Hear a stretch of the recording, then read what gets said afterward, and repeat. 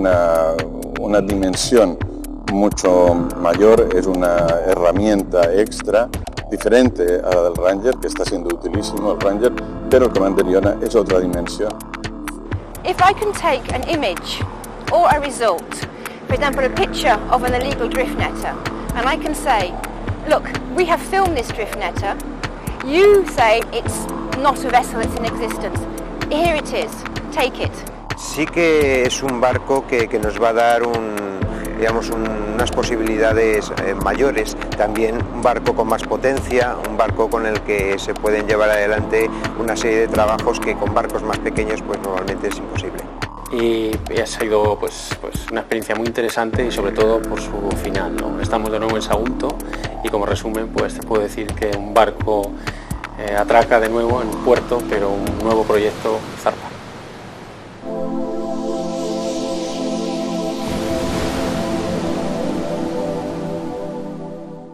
Oceana, the international organisation for marine research and conservation, has taken on a new challenge for 2008. The Marviva Foundation is a collaborator in this marine adventure. The aim? To increase the area under watch and activity since 2005.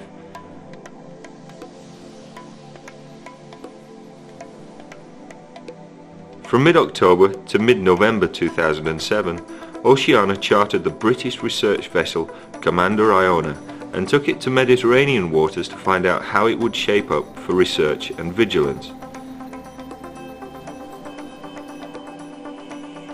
Oceana has done a lot of work with the Ranger, a 23-metre long catamaran which has sailed over 10,000 nautical miles, carrying out research and conservation tasks in the Pacific, Atlantic and Mediterranean.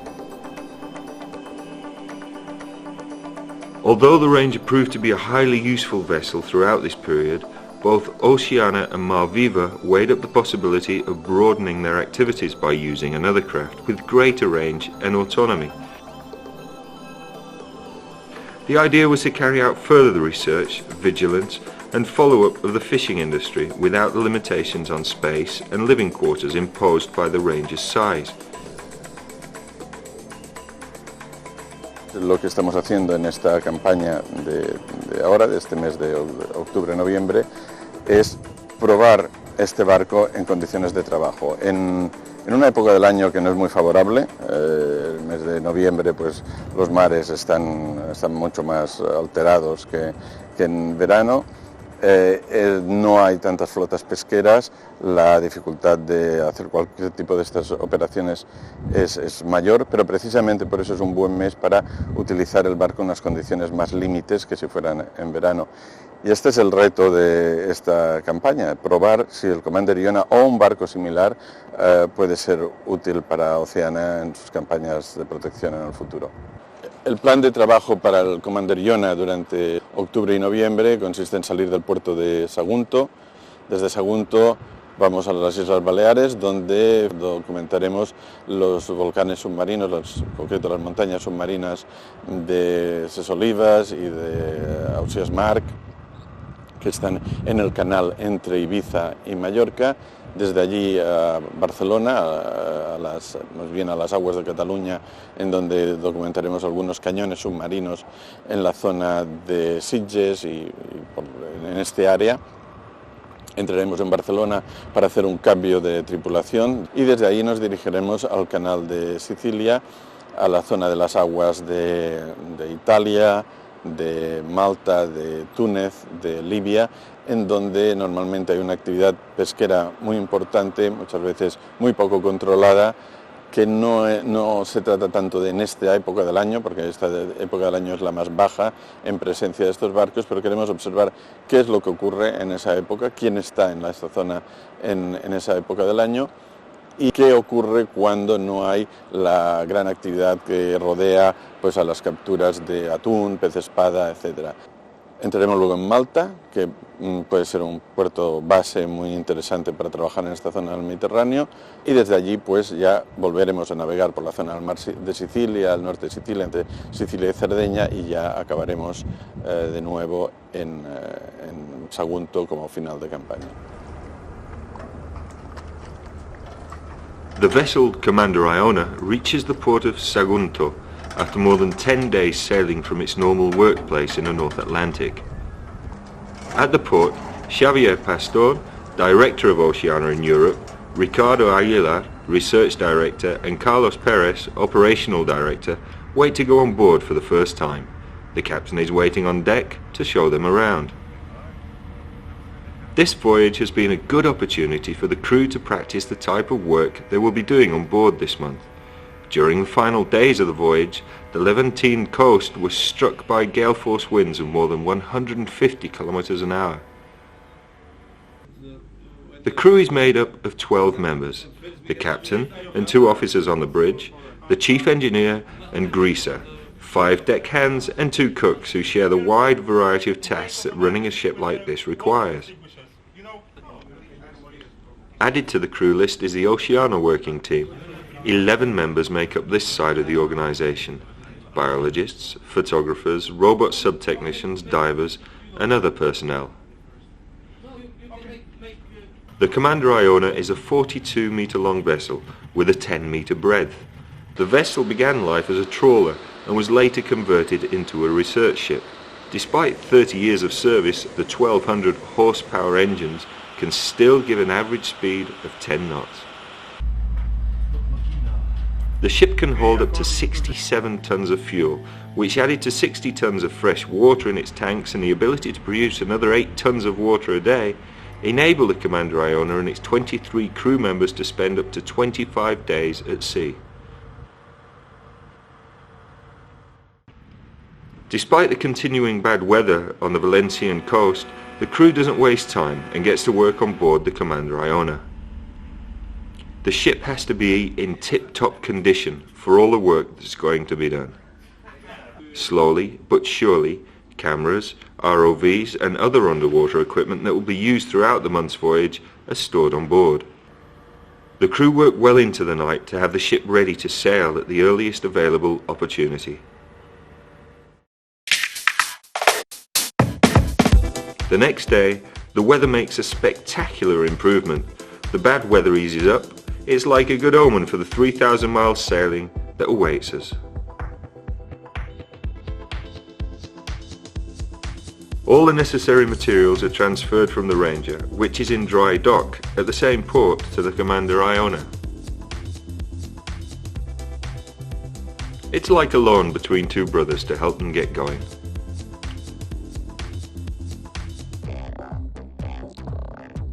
Safety is one of the most important things to think about on any voyage with a new boat. Working on the Commander Iona means qualitative and quantitative changes all round. The vessel is twice as long as a Ranger, with all that implies for working methods, safety regulations and other aspects of life on board ship. Bueno, en el Commander Iona lo que hay que cambiar, básicamente lo que hay que hacer es adaptar. O sea, este barco, pues que ha sido un barco de investigación oceanográfica, destinado a albergar pues una serie de técnicos a bordo, recoger datos y bueno, cargárselos en sus ordenadores o en sus carteras y llevárselos a sus empresas, pues ahora pasa a se convertirá en una herramienta mediática, como ya he dicho, pues una presencia al público. Necesitaremos suplir algunas condiciones del barco en cuanto a velocidad y capacidad de acceder a lugares con una profundidad no demasiado grande, pues necesitaremos incorporar un auxiliar pues de un tamaño interesante y de alta velocidad para poder operar con él con agilidad y, en fin, adaptar cubiertas para poder albergar eventos o poder traer gente a bordo que en un momento dado pueda participar en una navegación y observar qué es lo que estamos haciendo. Bueno, pues todo esto es una orientación que hay que planificarla de manera que pues, sea una herramienta útil para esto, ¿no? Que la gente pueda sentirse a gusto, cómoda y que vea que el Commander Iona es una plataforma para superar un poco la mesa y mantel de casa y salir a aguas azules y ver qué es lo que hay ahí fuera y qué es lo que realmente está pasando, ¿no? Que es gran parte del problema que ocurre, ¿no? El océano nos queda muy lejos y el conocimiento es una playa. El siguiente paso es la gente que tiene afición a bucear y puede bajar habitualmente 20, 30, 35 metros y a partir de ahí se acabó. Entonces, bueno, vamos a adaptarlo para que cada vez sea una herramienta más efectiva para lanzar ese mensaje a la sociedad.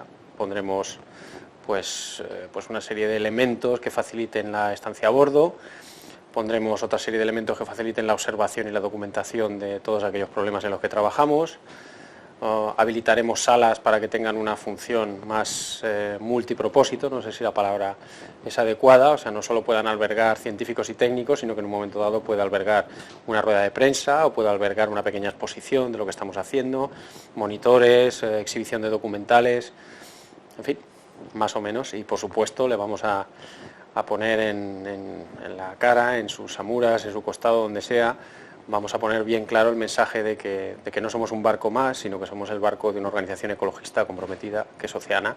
¿Y qué puede pasar en los próximos 4 años? Pues no lo sé, pero estoy seguro que lo vamos a saber. After finishing off the final details, the ship sets sail the same night for its first destination, the Balearic Islands.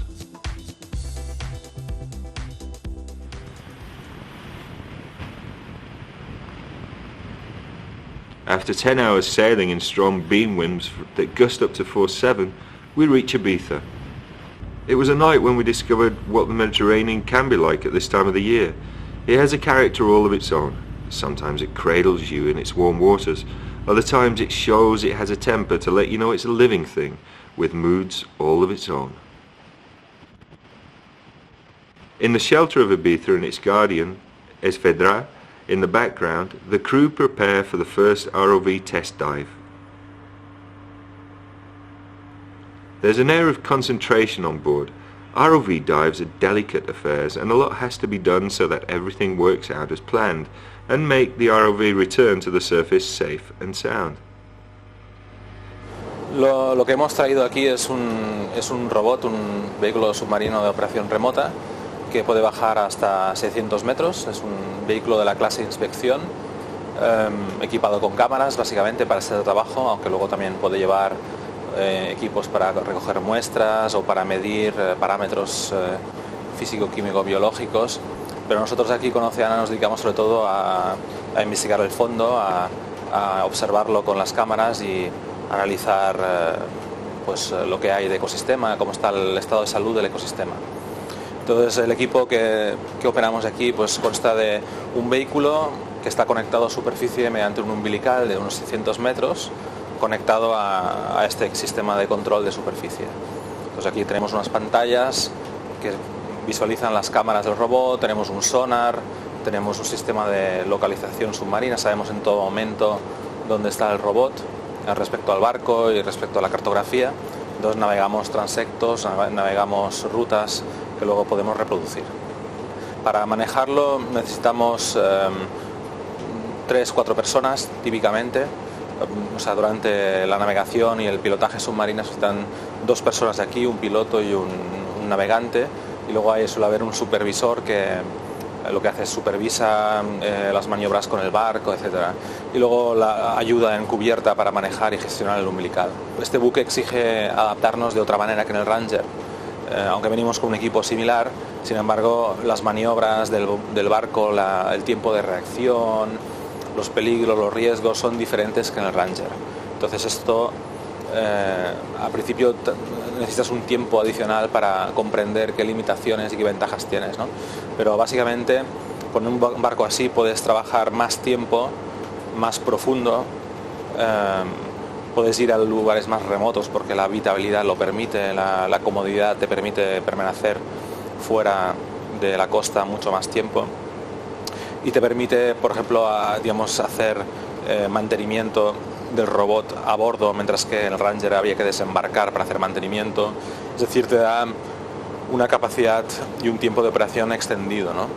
Como decía antes, también hay que digamos, te exige adaptarte mejor. Este barco no es el Ranger, por lo cual necesitas pues cables más pesados, si quieres ir más profundo necesitas lastres más pesados para poder llegar a las profundidades más grandes, y todas las maniobras son más lentas, son más laboriosas, y a priori en el Ranger parecía todo mucho más manejable, porque simplemente la distancia que tienes que recorrer a tocar un botón o hablar con el patrón que está nada más a unos metros, pues es una cosa muy cómoda, y aquí no, aquí todo funciona por tráfico de radio, digamos, hay que coordinarse con la tripulación del barco, la gente de puente, el jefe de máquinas, etcétera, etcétera. Digamos que es más complicado, pero si tienes el equipo adecuado te permitiría a priori pues trabajar más profundo durante más tiempo y de forma más continuada, ¿no? The ROV dive is a success. Now is the time to try out the Commander Iona with another of its most important and most common jobs, human dives. On these missions, a cameraman and an underwater photographer accompanied by 2 safety divers try to film the fauna and flora of the campaign areas. Once the film material is compiled and drafted, it's passed on to the Oceana scientists who use it for the different jobs and tasks that form part of the organisation's brief. One of them is to conserve marine areas of special ecological importance and show the damage caused by destructive fishing practices.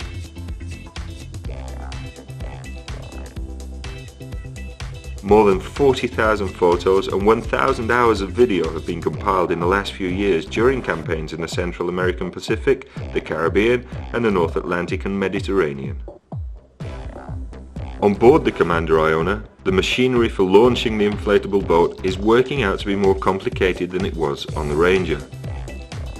The Commander Iona's waterline is 3 times higher than on the catamaran, and the inflatable has to be launched with great care to avoid any incidents. All these technical matters are put to the test during these first days of the campaign. Next summer, all the work on board has to be completely systemised for safety reasons and to use working time to the maximum.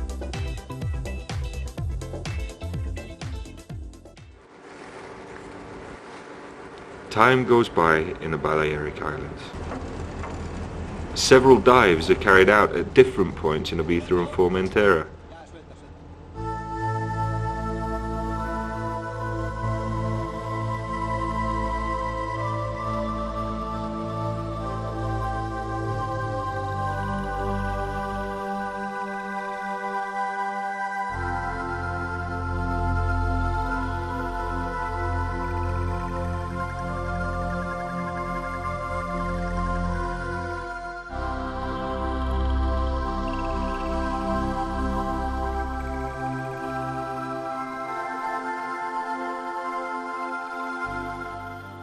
Near the island of Tagamago, a big school of European barracuda stopped to welcome us.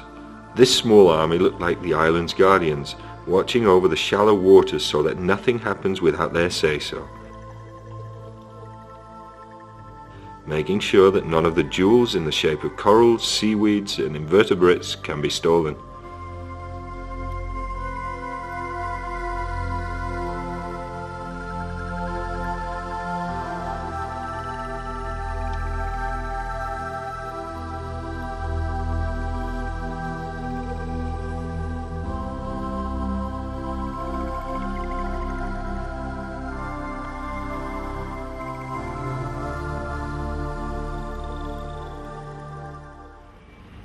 After several days' work, the Commander Iona heads for Palma de Mallorca, where it will dock for a day to take on supplies and then go out to our next stop, the Catalan coast. Daybreak on the coast of Sitges. In just a few days the crew has settled into a work routine. It's amazing to see how human beings adapt so quickly to new habits. Each crew member knows what to do throughout the day on board. Each crew member knows their job. They know they are the links in a chain that must function as a whole if the expedition objectives are to be met. The ROV has successfully completed its first tests. Now it goes through more rigorous trials with dives up to 300 meters. This is the first time that human eyes have seen the Catalan coast at these depths.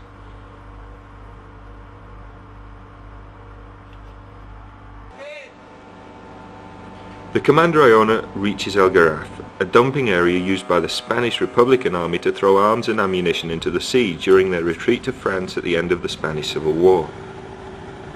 The area was later used to dump other material.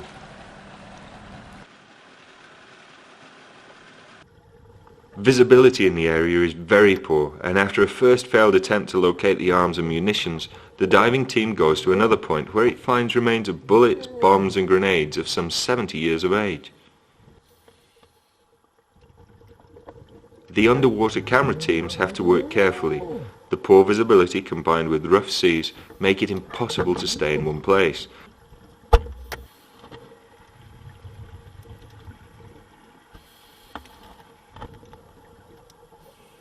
Although the majority of the finds may no longer be dangerous, precautionary measures are increased to prevent accidents.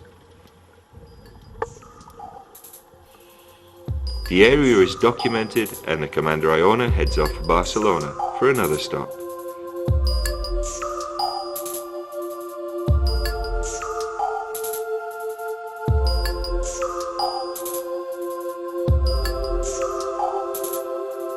We make use of our free time by taking photos of the seabirds that come close to the stern in search of food. Seagulls, shearwaters, boobies and cormorants fight over the food. Each bird's instincts tell it to use its best weapon to get what it needs. Something these birds have been doing for thousands of years. The water seems to be alive at times. Passing dolphins and other marine mammals come up close to greet this newcomer crossing Mediterranean waters.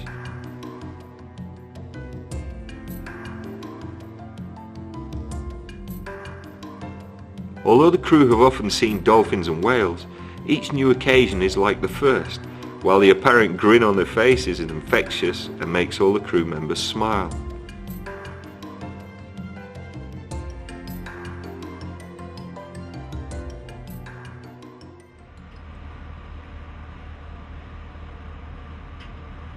Once alongside in Barcelona, the crew disembarked the ROVs. The test dives have shown that after a few adaptations, the Commander Iona is a good working platform for robot submarines, which are essential for Oceana's research work. Con el Comando Iona lo que estamos haciendo son estudios de cómo son las comunidades bentónicas, qué tipo de especies y sobre todo de ecosistemas se encuentran en los fondos marinos, y estamos trabajando principalmente entre los 40 y los 500 metros de profundidad, que es la capacidad que tenemos con el robot que llevamos a bordo. De esa manera lo que intentamos es conseguir información sobre la distribución de las especies según las profundidades, del tipo de comunidad que existe en los fondos marinos, cuáles son los fondos más vulnerables y cuál es su estado de conservación. El trabajo que hacemos con el robot y con el barco se divide en dos fases. La primera es en directo, es con el robot en el agua, y es cuando empezamos a ver las especies directamente, las vemos en el mismo momento en el que se está produciendo esa inmersión. En esos momentos pues trabajas mucho con los técnicos del ROV, en los que les estás pidiendo: para aquí, enfoca esto, mira esa piedra, mira esa especie, a ver si la podemos identificar, y vas dirigiendo las operaciones in situ. Luego estaría la segunda fase, que es mucho más laboriosa, que es el de trabajar con todas las imágenes. Son cientos y cientos de horas de imágenes submarinas en las que hay que visionarlas varias veces. Normalmente haces primero un minutado rápido, o por lo menos en el que pones grosso modo qué es lo que se está viendo, dónde está, en qué lugar, en qué profundidad, qué tipo de fondo se está encontrando. Y luego tienes que visionarlo 2 y 3 veces más, ya con mucho detenimiento, para intentar identificar al máximo, lo más bajo dentro de la taxonomía, las especies que están allí. Estos trabajos están enfocados principalmente a la conservación. Estamos hablando, por una parte, de que conocemos muy poco de los fondos marinos. Apenas hay trabajos, apenas hay vídeos, conocemos una parte muy mínima de los grandes fondos marinos, y tampoco conocemos mucho de los fondos más superficiales. Entonces, nuestro interés en este trabajo es principalmente saber lo que hay en los fondos marinos, mostrarlos a la opinión pública para que se enamore de esos fondos marinos que quedan lejos de la vista, y por otra parte presentarlo luego ante los políticos y en los foros científicos para decir: aquí existen estos fondos, existen estas especies, estos son lugares vulnerables y estos son lugares que deben ser protegidos. Bueno, el Commander Iona lo que está mostrándose es un barco que tiene muchas posibilidades. Es un barco en el que nos da capacidad para trabajar con diferente tecnología, con robots, con patines, con CTDs, tiene también muy buena visibilidad desde la parte superior del puente para poder también hacer trabajos de detección de cetáceos y de especies que viven en la zona superficial de la columna de agua. O sea que sí que es un barco que nos va a dar unas posibilidades mayores, también un barco con más potencia, un barco con el que se pueden llevar adelante una serie de trabajos que con barcos más pequeños pues normalmente es imposible. After all the work on bringing the ROVs back on board is completed, it's time once again to set sail. Four new members are added to the crew.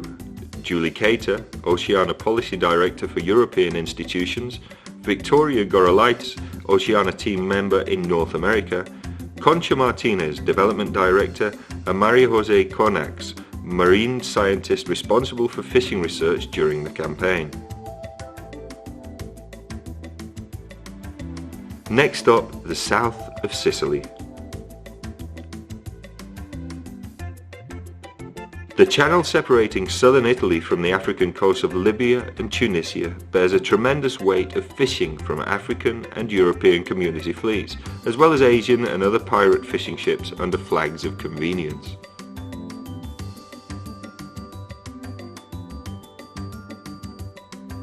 Although it is not the best time of year for this type of work, the mission here is once again to check the operational capacity of the Commander Iona to carry out another of its principal tasks: vigils over illegal fishing.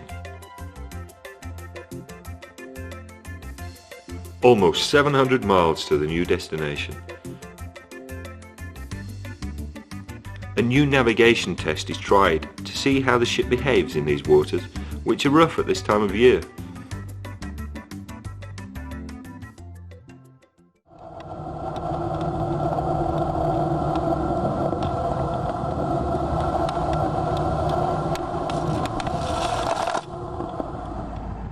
The Commander Iona sails through southern Italian waters.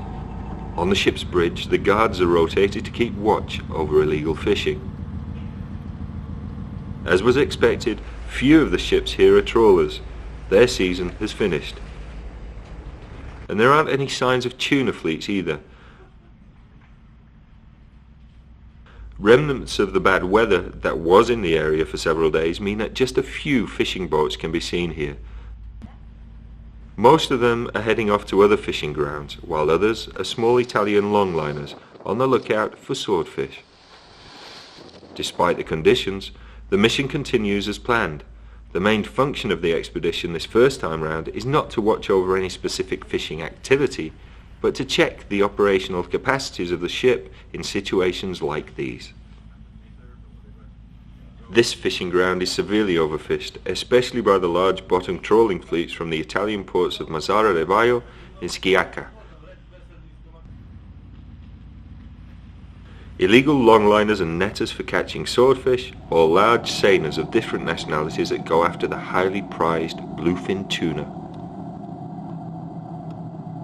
Bueno, nosotros por un lado desarrollamos un trabajo de intentar principalmente aportar pruebas para que la legislación se mejore y sea cada vez más sostenible a nivel de explotación de los recursos pesqueros. Entonces lo que intentamos hacer es documentar todos aquellos puntos débiles o aquellos puntos que no están siendo respetados para después presentarlos y poder así incidir y hacer presión en los puntos estratégicos para que o bien la legislación sea respetada o bien la legislación sea mejorada. En el tema del arrastre de fondo sí que es cierto que está habiendo un movimiento desde el sector de la flota de bajura que está tomando conciencia de que sus capturas han disminuido y no están sacando ninguna rentabilidad y que uno de los principales causantes de esta situación está siendo el arrastre de fondo. Y los mismos pescadores de las flotas de bajura están luchando por su propio recurso y están intentando reducir la acción del arrastre de fondo conjuntamente con organizaciones como Oceana. En la parte de redes de deriva, por ejemplo, que es un ámbito en el que trabajo también más, sí que se está viendo sobre todo que por fin se está empezando a tomar medidas efectivas contra estas flotas. Ahora mismo casi cualquier especie que lleve una trayectoria en el tiempo como recurso, como especie comercial, está sobreexplotada o al límite de la sobreexplotación, o ya el caladero ha sido agotado totalmente, porque el nivel que tenemos ahora de explotación de los recursos hace que se estén buscando otras especies de interés comercial. Es decir, si miramos tanto pequeños pelágicos como puede ser el boquerón, o grandes pelágicos como puede ser el atún rojo, el conocido caso del atún rojo, del pez espada, nos encontramos que en cualquier ámbito de la cadena trófica la situación es realmente crítica y que incluso puede llegar a empeorar. Un ejemplo del incumplimiento o de la necesidad de poner en marcha las medidas de control y de asegurar el cumplimiento de la legislación vigente es la continuidad en el uso de redes de deriva en el Mediterráneo. Después de 15 años de medidas desde Naciones Unidas hasta la prohibición de la Unión Europea hace 5 años, el uso de redes de deriva se ha continuado e incluso más embarcaciones se están incorporando a esta flota ilegal. ¿Qué significa el hecho de que continúen pescando? Pues significa la muerte para muchos cetáceos y tortugas del mar Mediterráneo y una amenaza para conservación concreta de especies amenazadas como puede ser el delfín común. Esta pesca se desarrolla en el mar de Alborán, por ejemplo, por parte de la flota marroquí, y está amenazando uno de los poblaciones más importantes de todo el Mediterráneo de delfín común, clasificado en la lista roja como especie amenazada. El terminar con las redes de deriva es algo, yo creo que prioritario desde el punto de vista que es el primer arte de pesca contra el que se tomaron una serie de medidas hace tantísimo tiempo. Es decir, el cumplimiento de las prohibiciones y de la legislación vigente está cuestionando ahora mismo que se cumplan otro tipo de medidas que sean adoptadas en cuestiones pesqueras. Si no se respeta la prohibición de redes de deriva, no se va a respetar ninguna medida posterior adoptada.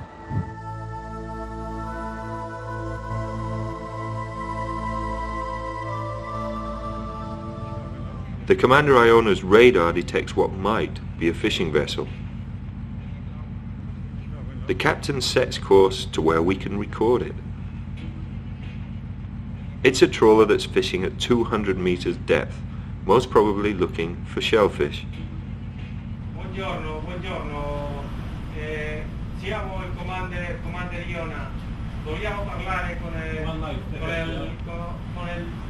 il pescherecchio che è alla nostra fronte. We contact the captain, and after checking that there's nothing untoward, we carry on with our course. Ok, capito, puoi dire capitano. Bene, buona navigazione. Ok, grazie signore, grazie. The Iona continues its vigil. Meanwhile, the divers get ready for another dive down to the adventure bank. This is a chance we cannot miss. The bank is practically in the middle of the sea of Sicily, more than 50 miles from the coast of Tunisia, and rising from a depth of more than 500 meters up to 20.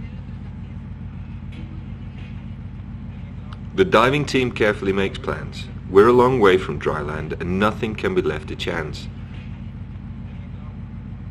Few divers have had an opportunity like this to dive at such an inaccessible point. We're in luck and we don't encounter any type of surface current. The dive is planned to a depth of 22 meters. The divers submerge without delay.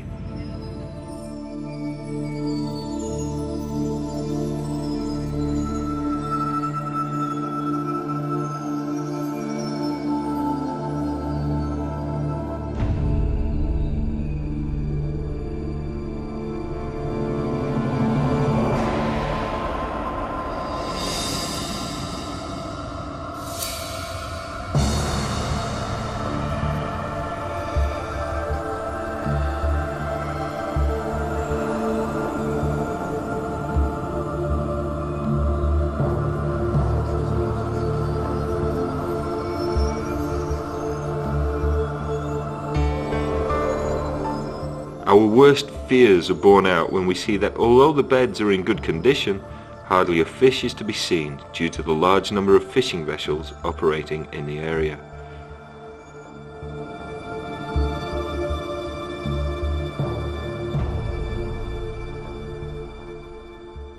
After the dive, a pleasant surprise has been prepared on board the Commander Iona.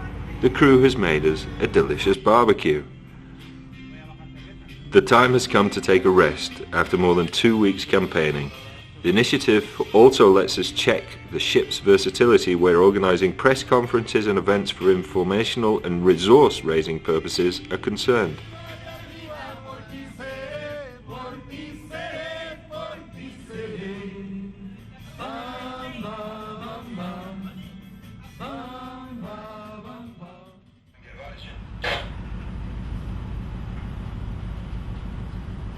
Although some gave full rein to their singing talents yesterday, the crew on watch wasted no time and set course for the most easterly point in our expedition, the island of Malta. After 7 days at sea, the crew of the Commander Iona are keen to get on dry land and also do some diving at this legendary Mediterranean island. Commander Iona, by the port control, may I remind you that you cannot pass between the island of Malta and the island of Gozo. Okay, no problem. This time, the weather isn't so kind. We don't have permission to enter port until the following day. Our plan was to dive off the island of Gozo, but because of the bad weather, there aren't any diving centres open to guide us on a dive. So everybody kills time as best they can.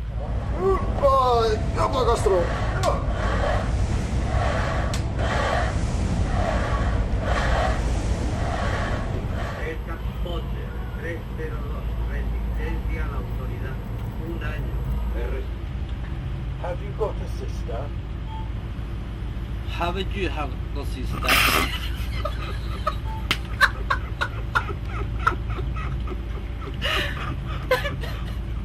Julie Cater makes use of the free time to prepare reports that will then be presented in Brussels to renew legislation, improve present policies on fishing and marine habitat conservation in the European community. I work with words. I work with Article 3, Paragraph 10, Item 4 of a document. And it's words. If I can take an image or a result, for example, a picture of an illegal drift netter, and I can say, look, we have filmed this drift netter. You say it's not a vessel, it's in existence. Here it is. Take it. I can just show the picture. I can just show the video. And the image speaks 1,000 words for me. For me, a huge advantage of the Iona is looking at the possibilities. What I want to do is I want to be able to share what I experience on the Iona with those guys in Brussels that write the draft laws, that put their hands up in meeting rooms and make the decisions, who are playing with words, who never get the chance, who are not as lucky as I am to be able to get out on the water and to see for themselves what a Posidonia bed is. For them, they've never seen an image, they haven't seen it. And perhaps if they see it in real life, then they'll probably realise that, yes, this is important. And then perhaps they'll stop saying, oh, Julie, we can't make this law, it's too difficult, it's going to take too much time. I think once you bring people out on the water, perhaps their perceptions will change. And then they'll think, yes, we've got to make time to protect the marine environment. And then that's what's really crucial. I mean, this is the potential of the Comando Iona, is that I can ask someone in Brussels, would they like to share the experience with me? And then bring them on board. And then show them how Oceana works. Show them what we're doing, what we're finding, what damage we're finding, what beauties we're finding in the Mediterranean or the Atlantic, wherever we're going. And then they can take that back and share that with their colleagues. A message to preserve the Mediterranean Sea, yes, from my Brussels policy perspective, we worked long and hard to get a Mediterranean regulation in place. It's not perfect. It's a result of a major compromise between member states of the European Union, like France, like Italy, like Spain. But we have it. Now, let's get it implemented. We have the words on paper. Look at the images that Oceana has. It's not perfect. There's still illegal fishing boats out there. There's still trawl damage being done to protected areas. Come on, guys. Let's get this right. Let's implement what's been decided in Brussels. Commander Iona,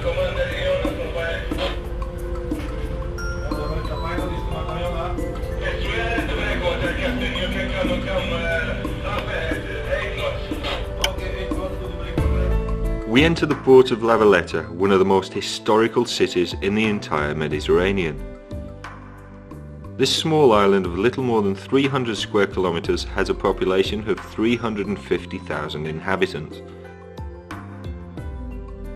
Much sought after for centuries for its strategic position, Malta has known how to abide through the years and leave marks of its own culture and religious faith. Walking around the island is like going back in time and reliving the conquest that began 500 years before Christ with the Carthaginians and ended with the last British troops leaving the island in 1979. With that, the Maltese finally gained their independence.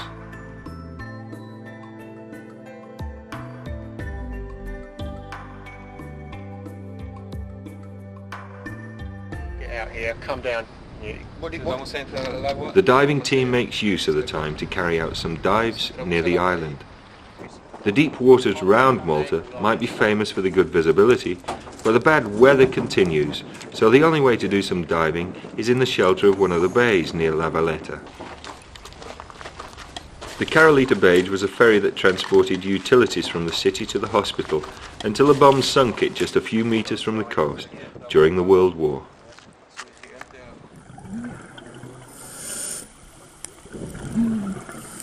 Visibility is poor because of the muddy seabed in the bay.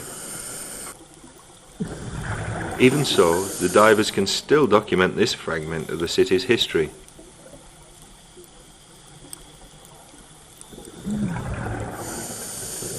Before the cameras, a large number of objects can be seen on the seabed, including some octopus traps that one of the local fishermen must have lost.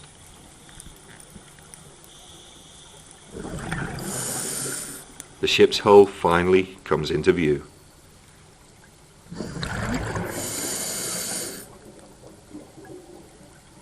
The large amount of mud sticking to the hull surface is the reason why it has hardly been colonized.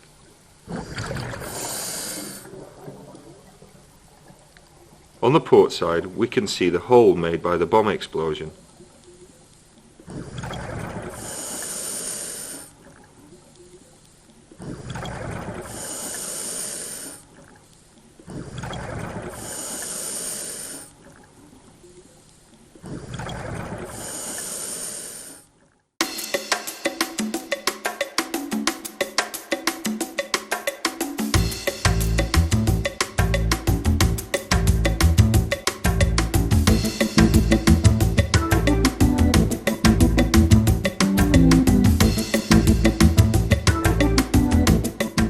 Back at port we find a surprise.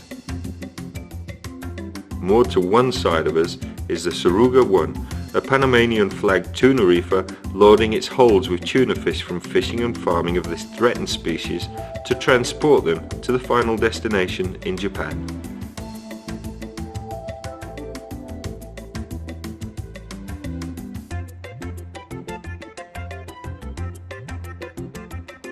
Although they don't let us enter any of the 10 holes the boat has for storing the tuna fish, we managed to take some unique photos of the ship itself.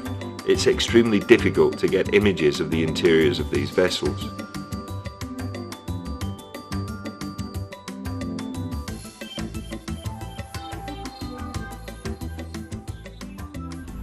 Commander, please prepare pilot ladder on your port side, 1 meter above the water. Our stay in Malta ends and it's time to return to Sagunto.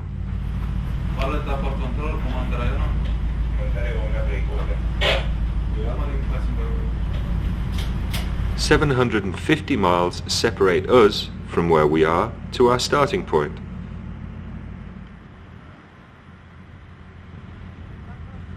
The plan is to reach Sagunto on the 17th of November, but the weather forecast isn't promising.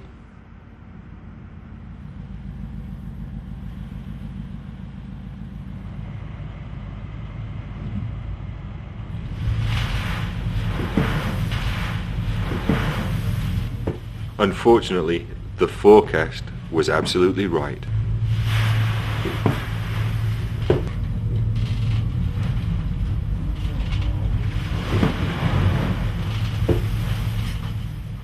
The Commander Iona sails through a force 8 storm.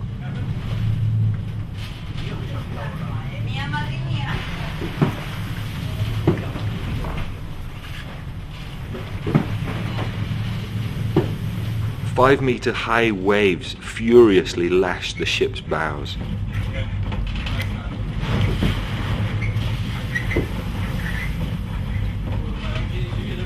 The same night, the very storm that beats down on us sinks 8 ships in the Black Sea and causes an important oil spill.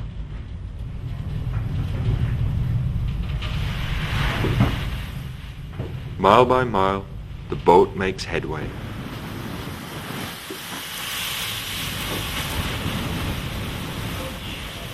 It looks like the Commander Iona is facing up to and overcoming the challenge from the Mediterranean.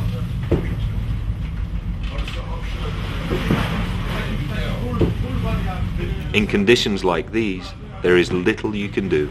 You can only wait for the weather to improve.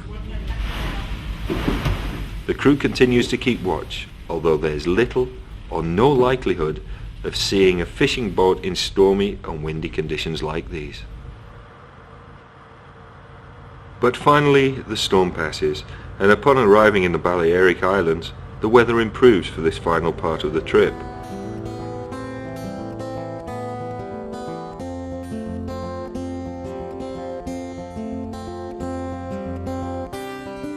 At last, on the 16th of November, 1 month after our departure, the Commander Iona entered the port of Sagunto.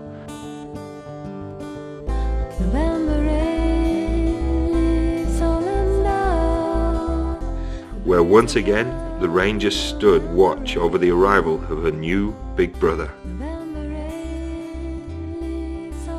The test expedition was deemed a success, and from now on Oceana can call on another tool to counter overfishing and the degradation of marine habitats, to aid with the recuperation of the oceans.